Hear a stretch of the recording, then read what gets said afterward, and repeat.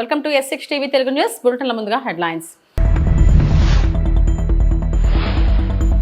హిమాచల్లోని వరద ప్రభావిత ప్రాంతాల్లో ప్రధాని మోడీ ఏరియల్ సర్వే.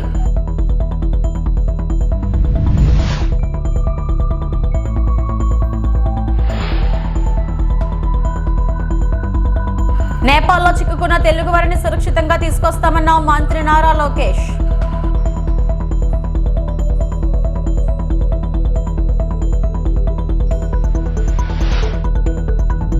సమయానికి ఎరువులు అందిస్తే రైతులు రోడ్డెక్కాల్సిన పరిస్థితి ఎందుకు వస్తుంది? వైఎస్ఆర్సీపీ అధినేత వైఎస్ జగన్ ప్రశ్న.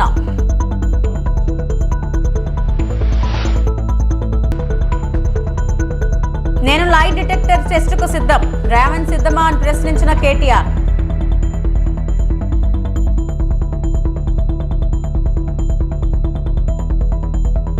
శ్రీవారి భక్తుల కోసం 24 గంటలు పనిచేయడానికి సిద్ధం, టీటీడీ ఈవో అనిల్ కుమార్.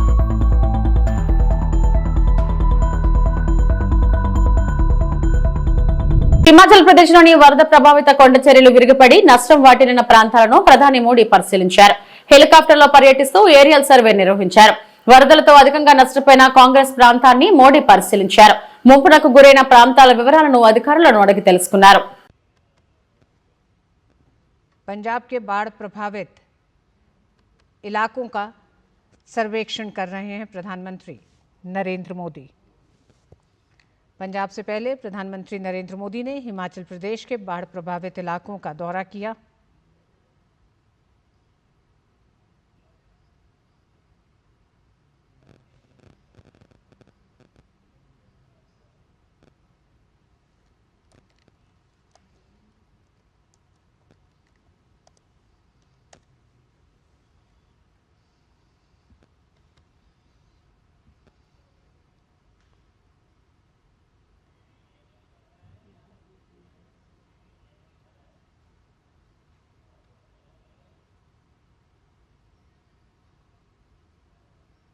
प्रधानमंत्री नरेंद्र मोदी इस समय पंजाब में बाढ़ से हुए नुकसान और पंजाब के उन तमाम ज़िले जो बाढ़ से प्रभावित हैं उनका हवाई सर्वेक्षण कर रहे हैं.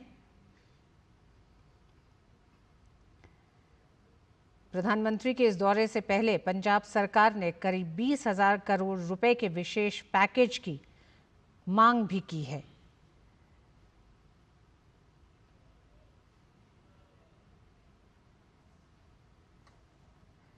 अभूतपूर्व बाढ़ से हुए नुकसान का निरीक्षण करने के लिए प्रधानमंत्री नरेंद्र मोदी इस समय पंजाब में हैं. पंजाब में बाढ़ प्रभावित इलाकों का हवाई सर्वेक्षण कर रहे हैं प्रधानमंत्री नरेंद्र मोदी.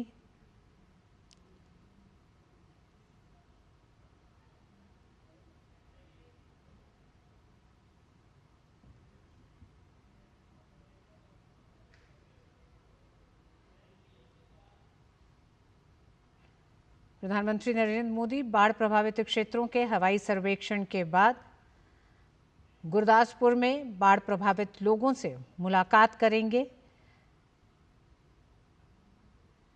और उसके बाद एक समीक्षा बैठक में बाढ़ से हुए नुकसान की जानकारी लेंगे.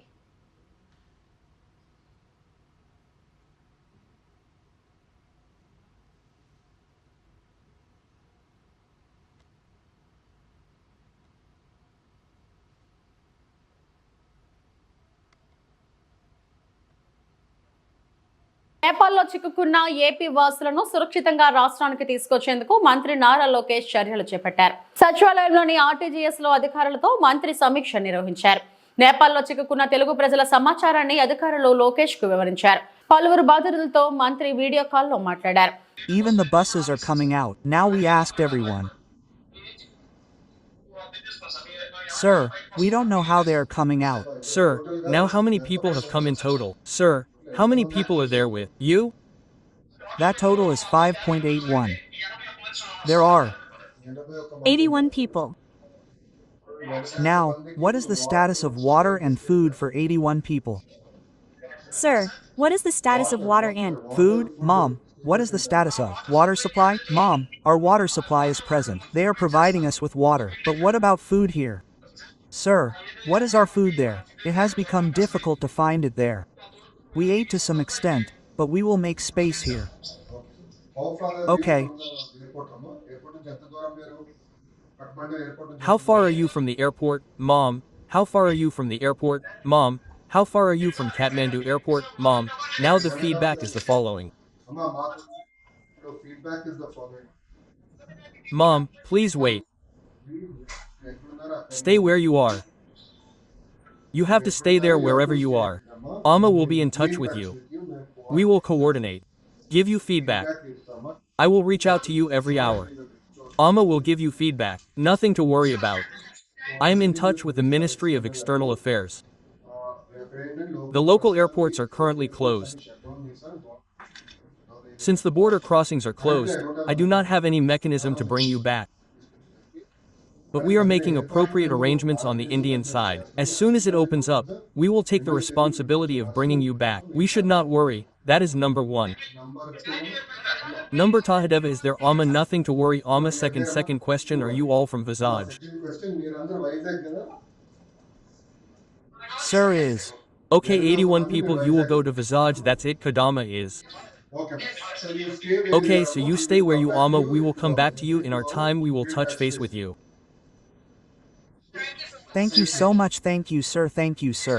I will be there. Jai Hind. Thank you, sir. Thank you. అత్యవసర పరిస్థితుల్లో పనిచేసే 108 వాహనాలను సైతం గత వైసీపీ ప్రభుత్వం పట్టించుకోలేదని మంత్రి నిమ్మల రామనాయుడు ధ్వజమెత్తారు. కూటమి ప్రభుత్వం వచ్చాక కొత్త 108 వాహనాలతో పాటు పాత వాటికి మరమ్మతులు చేస్తున్నట్లు వివరించారు. పశ్చిమ గోదావరి జిల్లా పాలకొల్లు పట్టణంలో వైద్య ఆరోగ్య శాఖ ఆధ్వర్యంలో జిల్లాకు కేటాయించిన నూతన 108 అంబులెన్స్ వాహనాన్ని మంత్రి నిమ్మల ప్రారంభించారు. అనంతరం కొంత దూరం వాహనం నడిపారు.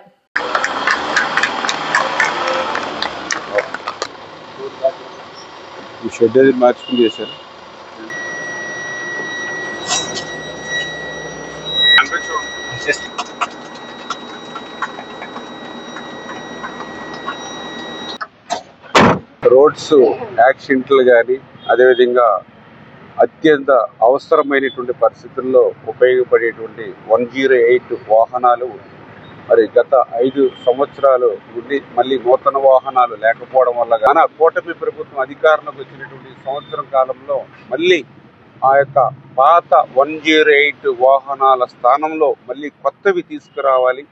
అదేవిధంగా మిగిలిన అన్ని వాహనాలు ఇంకా ఏవైతే ఉన్నాయో వాటి రిపేర్స్ అన్ని చేసి మంచి కండిషన్లో ఉంచాలి అనేటువంటి గౌరవ ముఖ్యమంత్రి చంద్రబాబు నాయుడు గారు అదేవిధంగా మరి పవన్ కళ్యాణ్ గారి యొక్క ఆలోచనల మేరకు ఈరోజు మళ్ళీ ఆంధ్రప్రదేశ్ రాష్ట్రంలో అందులో కూడా ప్రత్యేకించి మన పశ్చిమ గోదావరి జిల్లాలో 21 అంబులెన్సులు ఉంటే అందులో 11 అంబులెన్సులు నూతనంగా మరి నిధులు మంజూరు చేసి ఈరోజు మన జిల్లాకు అందిస్తున్నటువంటి పరిస్థితి. అందులో భాగంగా ఈరోజు 4 అంబులెన్సులు ఈ జిల్లాకు ఈ రోజు రావడం జరిగింది. తనపై పెట్టిన ఫార్ములా ఈ కార్ రేసు ఒక లొట్ట పీస్ కేసు అని బీఆర్ఎస్ వర్కింగ్ ప్రెసిడెంట్ కేటీఆర్ మరోసారి స్పష్టం చేశారు. హైదరాబాద్ ఇమేజ్ పెంచేందుకు ఆనాడు ఈ కార్ రేసు నిర్వహించామన్నారు. లొట్ట పీస్ కేసులో ఎటువంటి ఛార్జ్ అయినా వేసుకోమనండి, అందులో అవినీతే జరగలేదన్నారు. ఈ రోజు మంగళవారం సెప్టెంబర్ 9వ తేదీ formula E car race charge sheet దాఖలుపై కేటీఆర్ స్పందించారు. నేను ఇప్పటికో 10 సార్లు చెప్పినా మళ్ళీ చెప్తున్నా, అదో లొట్ట పీస్ కేసు మళ్ళీ చెప్తున్నా. నేను ఇక్కడనే నిలుస్తుంటా, కావాలంటే రేవంత్ రెడ్డి వస్తాడా, ఏసీబీ డీజీ గారు వస్తారా, ఇట్లే లైవ్ కెమెరాలు ఇట్లే పెట్టుండ్రి, లై డిటెక్టర్ టెస్ట్ పెట్టుండ్రి, నేను ఇక్కడనే ఉంటా కదలా. లై డిటెక్టర్ టెస్ట్ పెట్టుండ్రి, దూద్ కా దూద్ పానీ కా పానీ.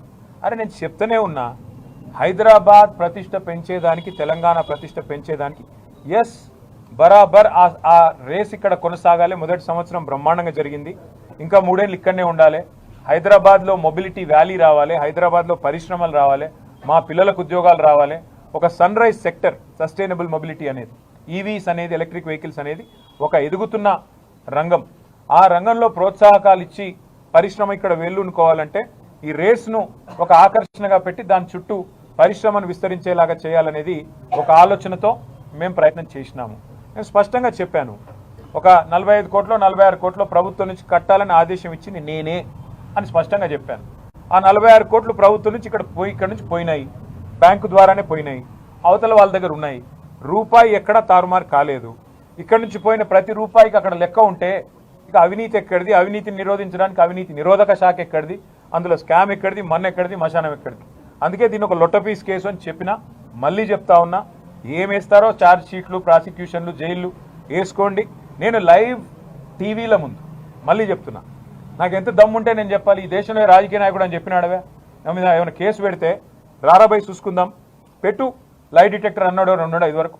నేను చెప్తున్నా రా, నేను తప్పు చేయలే, నిజాయితీగా నేను ఈ రాష్ట్రానికి ప్రతిష్ట తెచ్చే ప్రయత్నం చేసిన. పెడతావా పెట్టు కేసు, ఏమయ్యేది నీ లొట్టపీస్ కేసుతోని? ఈ లొట్టపీస్ కేసుతోని, లొట్టపీస్ ముఖ్యమంత్రి గారితోని మాకేం ఫరక్ పడది. ఆయన ఏం చేసినా, ఎన్ని కథలు పడ్డా మేము ఇట్లనే పిల్లల తరపున కొట్లాడతాం, రైతుల తరపున కొట్లాడతాం, నువ్వు ఇచ్చిన హామీల కోసం, మహిళల కోసం కొట్లాడతాం. మేం మాత్రం కాంగ్రెస్ ప్రభుత్వాన్ని వదిలిపెట్టం కాక వదిలిపెట్టం. 6 గ్యారెంటీలు అమలయ్యేదాకా, నీ 420 హామీలు నెరవేర్చేదాకా నిలదీస్తూనే ఉంటాం. నిజాన్ని బయటికి లావు. ఏపీలో ఎరువులు దొరక్క రైతులు అవస్థలు పడుతుంటే మీకు పట్టుదా చంద్రబాబు అని ప్రశ్నించారు వైఎస్ఆర్సీపీ అధినేత వైఎస్ జగన్. సమయానికి ఎరువులు అందిస్తే రైతులు రోడ్డెక్కాల్సిన పరిస్థితి ఎందుకు వస్తుంది? సీఎం సొంత జిల్లా కుప్పంలో కూడా రైతులు అగచాట్లు పడుతున్నారు. దీనిపై చంద్రబాబు, మంత్రి అచ్చెన్నాయుడు సమాధానం చెప్పాలన్నారు. బ్లాక్ మార్కెట్ కు చంద్రబాబే భాగస్వామి అని చెప్పుకొచ్చారు. ఉంచాల్సిన విద్య, వైద్యం, వ్యవసాయం ఈరోజు ప్రైవేట్ వ్యక్తుల దోపిడీకి ఈరోజు మన కళ్ళ ఎదుటే గురవుతా ఉన్నాయి. ఇవన్నీ ఒక రాష్ట్ర ప్రభుత్వం కనీస బాధ్యతలు ఇవన్నీ. కానీ అన్ఫార్చునేట్గా కనీస బాధ్యతలు కూడా ఈరోజు రాష్ట్ర ప్రభుత్వంలో కనపడని పరిస్థితులు. అందుకని అడుగుతా ఉన్నా, అసలు ఈ రాష్ట్రంలో పాలన అనేది సాగుతా ఉన్నది ప్రజల కోసం సాగుతా ఉందా, లేకపోతే దోపిడీదారుల కోసం ఈ పాలన సాగుతా ఉందా అన్నది నిజంగా అర్థం కాని విషయమే. ఒక క్వశ్చన్ మార్క్.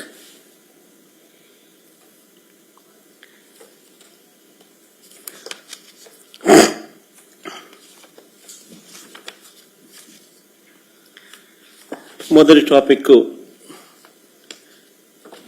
లేఖకి వెళ్తే, రైతులకు అందాల్సిన ఎరువులు బ్లాక్ మార్కెట్ చేస్తూ ఈరోజు స్కాములు కనిపిస్తా ఉన్నాయి.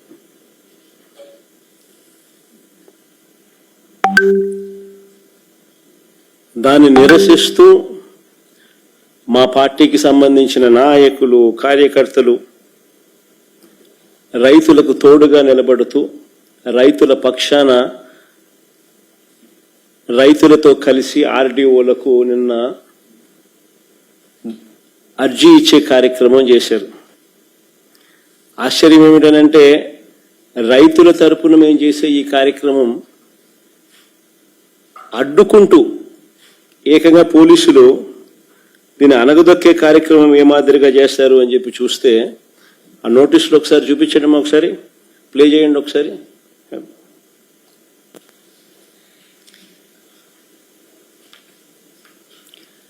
ఆ నోటీసులు ఒకసారి చూస్తే, రైతు నాయకులు, మా నాయకులు, కార్యకర్తలు ఇళ్లకు అర్ధరాత్రి పోలీసులను పంపి ఇంట్లో బెదిరించి ర్యాలీలకు వస్తే కేసులు పెడతామని చెప్పి ఏకంగా బెదరగొడుతూ నోటీసులు ఇచ్చారు.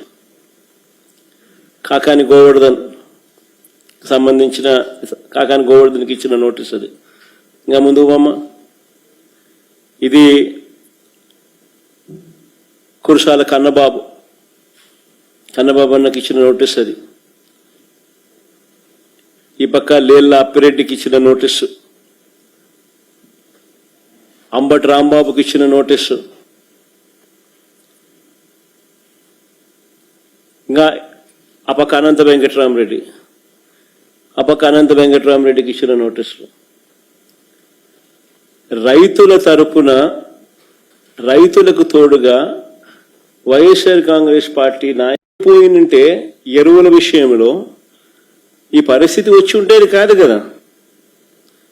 ఎరువుల కోసం 2 నెలలుగా రైతులు పడుతా ఉన్న అగచాట్లు 2 నెలలుగా జరుగుతూ ఉంది. It's not something over night జరిగింది కాదు. 2 నెలలుగా ఇది కనిపిస్తా ఉంది. 2 నెలలుగా రైతులు పడుతా ఉన్న అగచాట్లు దీనికి సాక్ష్యం కాదా అని అడుగుతా ఉన్నా. రాష్ట్రంలో వైసీపీ పార్టీ రైతులకు అందవలసిన ఎరువులు బ్లాక్ మార్కెట్ కు తరలిపోతున్నాయంటూ అన్నదాత పోరు పేరుతో నిరసనలు చేయడం హాస్యాస్పదంగా ఉందన్నారు. ఉమ్మడి పశ్చిమ గోదావరి జిల్లా డీసీఎంఎస్ చైర్మన్ చాగంటి మురళీకృష్ణ జిల్లాలో యూరియా కొరత లేదని, ఉమ్మడి పశ్చిమ గోదావరి జిల్లాలో 206 టన్నుల యూరియా నిల్వలు ఉన్నాయన్నారు. కూటమి ప్రభుత్వం అమలు చేస్తున్న సూపర్ 6 పథకాలతో ప్రజలు తమను మరిచిపోతున్న ఉద్దేశంతోనే వైసీపీ పార్టీ తమ ఉనికిని కాపాడుకోవడం కోసమే అన్నదాత పోరు పేరుతో ఈ రోజు నిరసన కార్యక్రమం చేపట్టిందని, ఈ నిరసన కార్యక్రమంలో రైతులు ఎవరూ పాల్గొనకపోవడం కోసమెరపని అన్నారు. అక్కడ ఎవరున్నారు? యూరియా లేదంటున్నారండి. ఇదిగోండి యూరియా. ఇక్కడ 10 టన్నులు యూరియా ఉంది ఈరోజు నిల్వ. 10 టన్నులు ఉంది. ఎక్కువ అమ్మేస్తున్నారు బ్లాక్ మార్కెట్లో అని చెప్తున్నారు. మా బ్రాంచెస్లో ఎక్కడికైనా వెళ్ళండి, మీరు నిరూపించండి. ఏ బ్రాంచెస్లోకి వెళ్ళినా ఎక్కడికి వెళ్ళినా 266 రూపాయలు అమ్ముతారండి యూరియా ప్యాకెట్. ఎక్కడైనా టోటల్లీ స్టేట్ వైడ్ ఎక్కడైనా, ఉమ్మడి పశ్చిమ గోదావరి జిల్లాలో ఎక్కడైనా మా బ్రాంచ్లో 266 రూపాయలు అమ్ముతున్నాం. దీంట్లో ఎటువంటి ఇబ్బంది, మీ వైఎస్ఆర్సీపీ నాయకులు కానీ రైతులు కానీ మా దగ్గర పట్టుకెళ్ళిన దాఖలాలు ఉన్నాయి. మరి అది కూడా దృష్టిలో పెట్టుకోవాలి. ఎరువుల కొరత అనేది కృత్రిమంగా కావాలని మ్యానిపులేట్ చేసి కృత్రిమంగా క్రియేట్ చేస్తున్నారు. అంటే యూరియా కొరత వచ్చేసింది, ఏదో రైతులు ఇబ్బంది పడిపోతున్నారనే భావన జనాల్లోకి వెళ్తే, ఒక బస్తా కావాల్సి వచ్చిన వాళ్ళు 2వ బస్తా పట్టుకెళ్ళిపోతాడు. ఎందుకైనా మంచిదని. రైతు ఏం చేస్తాడంటే ముందు చూపుగా ఓ బస్తా పట్టుకెళ్ళి ఇంటికాడ వేసుకుందాం అని, అలా కృత్రిమంగా కొరత ఏర్పాటు చేయాలనే ఉద్దేశంతో ఇలా మ్యానిపులేట్ చేసి క్రియేట్ చేస్తున్నారే తప్ప రైతులకు నాకు తెలిసిన డౌట్ ఎటువంటి ఇబ్బంది లేదు. పశ్చిమ గోదావరి జిల్లాలో ఎటువంటి ఇబ్బంది లేదు. ఎరువుల పరంగా, యూరియా పరంగా ఎటువంటి కొరత లేదని తెలియపరచుకోండి. ఈరోజు ఆర్డీఓ గారికి వినతి పత్రం ఇచ్చారు నరసాపురం నుంచి. జిల్లా ప్రెసిడెంట్ అయినటువంటి ప్రసాదరాజు గారు, రంగనాథరాజు గారు, అదేవిధంగా గొడాల గోపి గారు అందరూ కలిసి వినతి పత్రం ఇచ్చారు. ఏదో రైతులకు అన్యాయం జరిగిపోతుంది, రైతులకు ఏదో న్యాయం చేయట్లేదు గవర్నమెంట్ అనే ఉద్దేశంలో ఈరోజు ఇవ్వడం జరిగింది. ఎరువుల కొరత వచ్చేసిందని ప్రచారం మొదలుపెట్టారు. నేను ఒకటే అడుగుతున్నా, ఈరోజు జిల్లా ప్రెసిడెంట్ అయినటువంటి ప్రసాదరాజు గారిని, ప్రసాదరాజు గారు ముందుగా నరసాపురంలో ఏమైనా కొరత ఉందా? ముందు మీ కాన్స్టిట్యున్సీలో కొరత ఉంటే తెలియపరచండి. ఇది డీసీఎంఎస్ బ్రాంచ్ నరసాపురంలో పెట్టాం పోతనంగా, మీకు తెలిసే ఉంటుంది. మా దగ్గర ఈరోజు 10 టన్నుల నిలవగల యూరియా ఉంది. మీకు వీడియోలో చూపిస్తాను. ఇప్పుడు యూరియా అందుబాటులో ఉంది. అదేవిధంగా ఫెర్టిలైజర్స్, కాంప్లెక్స్ ఎరువులు అన్నీ కూడా అందుబాటులో ఉన్నాయి. రైతులకి ఏదో అన్యాయం జరిగిపోతుంది అనే ప్రచారం స్టార్ట్ చేశారు. మీ ఆర్బీకే భవనాలు మీరు మీ హయాంలో కట్టుండొచ్చు, కానీ అవసరానికి మించి కట్టారు. మీరు చూస్తే నా గ్రామం వచ్చేప్పుడు లక్ష్మీనేశ్వరం గ్రామం, లక్ష్మీనేశ్వరం గ్రామంలో 2 ఆర్బీకే కేంద్రాలు కట్టారు. ఎందుకు? ఎవరికి ఒకటి ఉపకారం ఉంది, ఒకటి ఉపకారం లేదు. ఆర్బీకే కేంద్రాలు కట్టేసుకుంటే జనాలకి, రైతులకి ప్రయోజనం చేసినట్టు కాదండి. ప్రసాదరాజు గారు ఉండొచ్చు, ఈరోజు రంగనాథరాజు గారు ఉండొచ్చు, అదేవిధంగా గోపి గారు ఉండొచ్చు. ఇటువంటి ప్రచారాలు మానేయండి. టోటల్గా మన వరకు, మా డీసీఎంఎస్ వరకు చూసుకుంటే 21 గొడవలు ఉన్నాయండి. మా 21 బ్రాంచ్లు 21 ఊర్లో ఉన్నాయి ఉమ్మడి పశ్చిమ గోదావరి జిల్లాలో.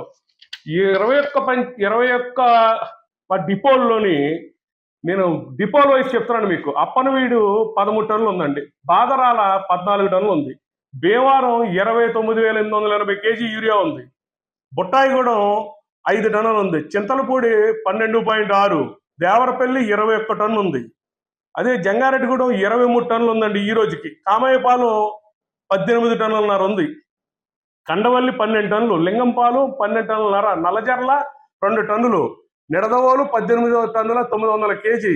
అన్నదాత పోరు కార్యక్రమంలో పాల్గొన్న అంబేద్కర్ కోనసీమ జిల్లా అధ్యక్షులు చిర్లా జగ్గిరెడ్డి, గణపతి బప్ప మోరియా, రైతులకు ఇవ్వాలయ్యా యూరియా అంటూ నినాదాలు చేసిన జగ్గిరెడ్డి అడుగడుగున ఆంక్షలు విధించిన పోలీసులు, రోడ్డుపై బైఠాయించిన వైసీపీ శ్రేణులు. బండారు సత్యానందరావు, ఒకసారి చూసుకోవాలి, మన నియోజకవర్గంలో అందుబాటులో ఉంది యూరియా కాదు, బెల్ట్ షాపుల్లో మద్యం, రైతులను ఇబ్బంది పెట్టే కార్యక్రమం చేస్తున్నారు కాబట్టి మొన్న నా నియోజకవర్గంలోనే పశువులు ఎగురుతున్నాయి. 200 రూపాయలు ఉండాల్సిన యూరియా బస్తా ఈ రోజు 400 నుంచి 600 మధ్యలో కొనాల్సి వస్తుంది. రైతులకు యూరియా సైతం అందుబాటులో తీసుకురాకుండా కూటమి ప్రభుత్వం దళారులతో చేతులు కలిపి సుమారు 200 నుంచి 300 కోట్ల స్కామ్ చేశారు. మామూలుగా అయితే ఏ ప్రభుత్వం ఉన్నా ప్రతి 2 నెలలకు ఒకసారి పర్యవేక్షణ చేస్తూ మరి 50% ఈ యొక్క యూరియాని మార్కెట్ వారికి అంటే ప్రభుత్వ సంస్థలకి, అలాగే 50% ప్రైవేట్ వారికి ఇస్తున్నారు. కానీ ఈ రాష్ట్రంలో ఉన్నటువంటి నారా చంద్రబాబు నాయుడు గారు ఎవరైతే రైతు వ్యతిరేకంగా ఉన్నాడో ఆయన కానీ, అలాగే గాఢ నిద్రపోతున్నటువంటి మరి వ్యవసాయ శాఖ మంత్రులు అచ్చెన్నాయుడు గారు, వీరిద్దరూ కూడా మరి వదిలిపెట్టేసి రాష్ట్రంలో పరిపాలన గాలికి వదిలేశారు. దాని యొక్క పర్యవసానమే ఇవాళ నారా చంద్రబాబు నాయుడు గారు చెప్తున్నారు, ఈ రాష్ట్రానికి 6 లక్షల టన్నులు అవసరమైతే మేము 9 లక్షలు తెచ్చేసామని నారా చంద్రబాబు నాయుడు గారు చెప్తున్నారు. మరి అలా చెప్పేటప్పుడు ఈ రైతులు ఈ యొక్క యూరియా తెచ్చిన యూరియా ఎక్కడికి పోయిందని చెప్పి వైఎస్ఆర్ కాంగ్రెస్ పార్టీ నుంచి మేము డిమాండ్ చేస్తున్నాం. ఈ తెచ్చిన యూరియా అంతా కూడా ముందు ఎవరైతే దళారుల చేతులకు వెళ్ళిపోవడం వల్ల ఇవాళ 266 రూపాయలు ఉండాల్సినటువంటి యూరియా బస్తా 400కి 600కి ఇచ్చేటువంటి పరిస్థితి. అలాగే మరి ఒక్కసారి రాష్ట్ర వ్యాప్తంగా చూసుకుంటే మరి రైతులకి insurance, crop insurance Jaganmohan Reddy గారి ప్రభుత్వంలో చేశారు. ఒక్క ఈ అంబేద్కర్ కోనసీమ జిల్లాలోనే 348 కోట్లు మరి రైతులకు ఆ రోజు ఇన్సూరెన్స్ చేస్తే ఆ డబ్బు అంతా కూడా మరి ఈ యొక్క నియోజకవర్గాల్లో అప్పుడులో రైతుల ఖాతాల్లో జమ చేశాం. ఇవాళ ఏదైతే ఈ యొక్క ప్రభుత్వం మరి క్రాప్ ఇన్సూరెన్స్ పంటల బీమా చేయకపోవడం వల్ల ఈ రోజున ఏ ఒక్క రైతుకి కూడా మరి పంటల బీమా వచ్చే పరిస్థితి లేదు. అలాగే గిట్టుబాటు ధరలు ఇవ్వడంలో ఈ రాష్ట్ర ప్రభుత్వం ఘోర వైఫల్యం చెందుతోంది. ముఖ్యంగా కోకో ధరలు గతంలో 1250 రూపాయల వరకు ఒక కేజీ అమ్మేవారు, ఇవాళ మరి కేవలం 300 రూపాయలకు అమ్ముకోవాల్సిన పరిస్థితి. అలాగే అరటి ఈరోజు ఒకసారి మార్కెట్ రేట్లకు వెళ్ళి చూడండి, కేవలం మరి 100 రూపాయల నుంచి 150 రూపాయలకు అమ్ముకోవాల్సిన పరిస్థితి. ఉల్లి పరిస్థితి మీకు తెలుసు.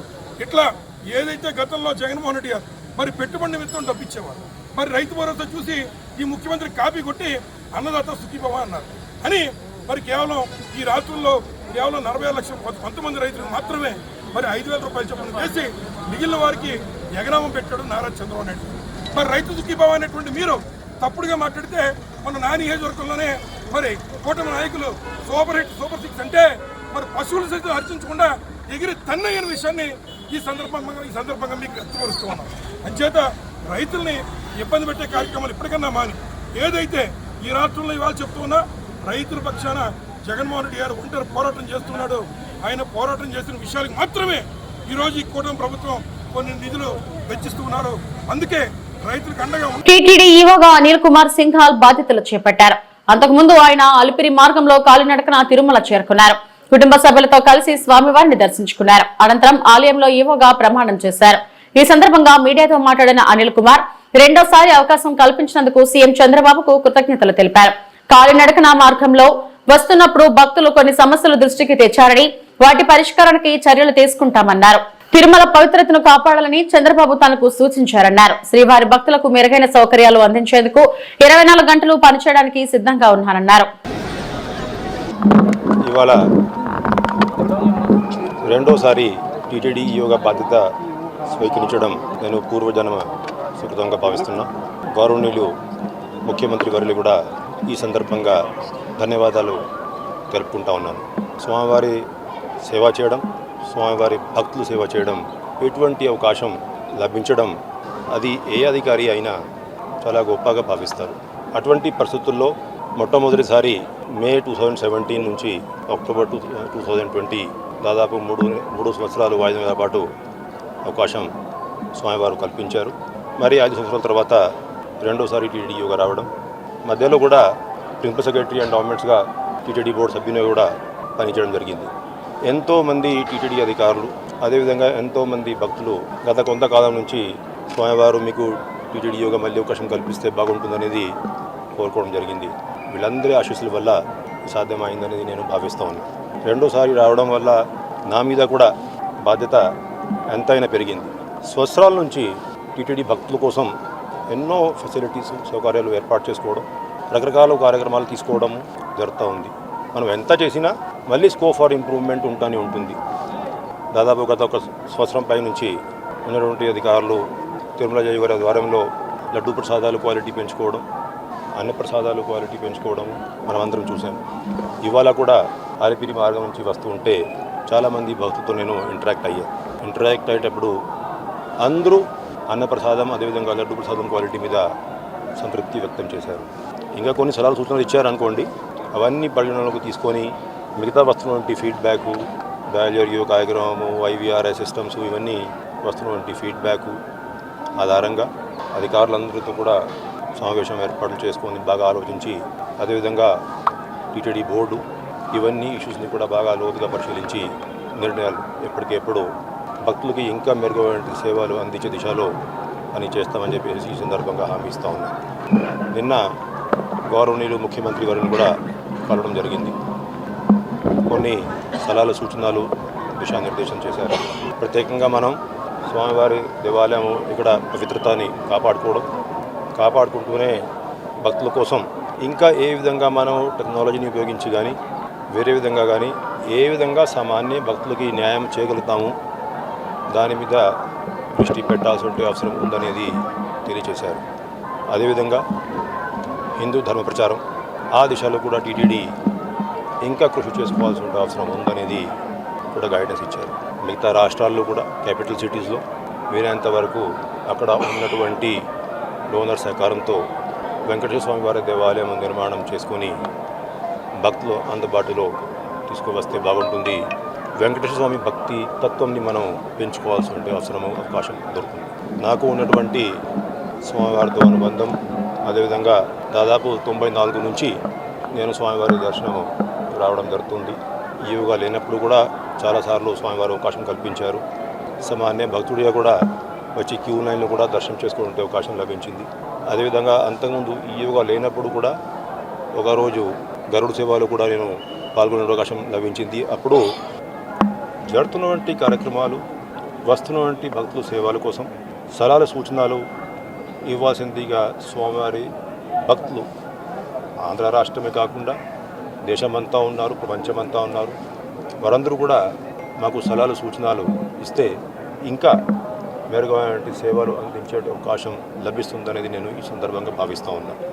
రెండోసారి టీటీడీ ఈఓగా పనిచేసేటువంటి అవకాశం లభించడం తల్లిదండ్రులు పెద్దవాళ్ళ ఆశీస్సుల వల్ల సాధ్యమైందని నేను భావిస్తూ నాకు ఈ అవకాశం ఇచ్చినందుకు గౌరవ ముఖ్యమంత్రి వర్యులకి మరీ ఒకసారి ధన్యవాదాలు తెలుపుకుంటూ భక్తులు సౌకర్యాల కోసం వారికి సేవలు అందించడం కోసం 24 గంటల సేపు పనిచేయడానికి నేను సిద్ధము. బాగా కృషి చేసి వారికి మంచి సేవలు అందించాలనే ఉద్దేశంతో నేను పని చేసుకుంటానని చెప్పేసి ఈ సందర్భంగా హామీ ఇస్తూ ఓం నమో వెంకటేశ్వర. ఇవి ఇప్పటివరకు నా బులెటిన్ అప్డేట్స్. నమస్తే.